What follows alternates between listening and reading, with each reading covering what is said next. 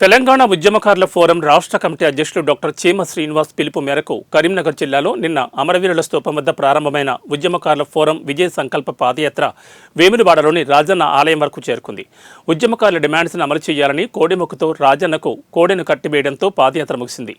ఉద్యమకారులకు ఇచ్చిన హామీలు కాంగ్రెస్ ప్రభుత్వం ఎన్నికల మేనిఫెస్టోలో పొందుపరిచిన విధంగా ముఖ్యమంత్రి రేవంత్ రెడ్డి ఉద్యమకారులకు 250 గజాల ఇంటి స్థలం ఇవ్వాలని కరీంనగర్ జిల్లా అధ్యక్షులు కనకం కుమారస్వామి డిమాండ్ చేశారు.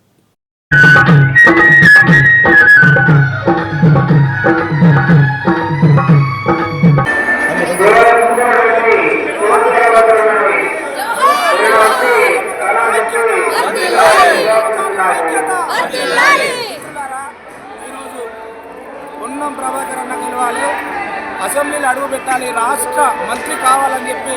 మనస్ఫూర్తిగా మొక్కులు సంవత్సరం కావస్తున్నటువంటి సందర్భంలో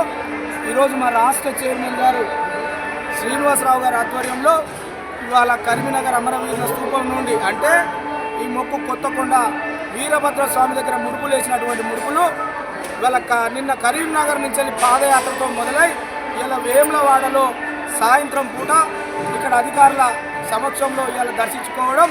మొక్కులు చెల్లించుకోవడం, ముడుపులు ఉండిలో ఇవ్వడం నిజంగా జీవితం ధన్యమైందని చెప్పి తెలియజేస్తూ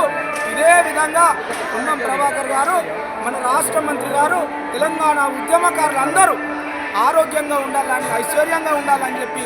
పెద్దలు పొన్నం ప్రభాకర్ గారు మరిన్ని మంచి పదవులు అనుభవించి ఉద్యమకారులకు అండగా ఉండాలని చెప్పి మనస్ఫూర్తిగా కోరుకుంటూ ఈ యొక్క పాదయాత్రకు సహకరించినటువంటి 33 జిల్లాల ఉద్యమకారులకు అందరికీ ప్రత్యేకించి పేరు పేరున కృతజ్ఞతలు తెలుపుతున్నాం. ఎందుకంటే 50 సంవత్సరాలు పైబడినటువంటి మహిళలు,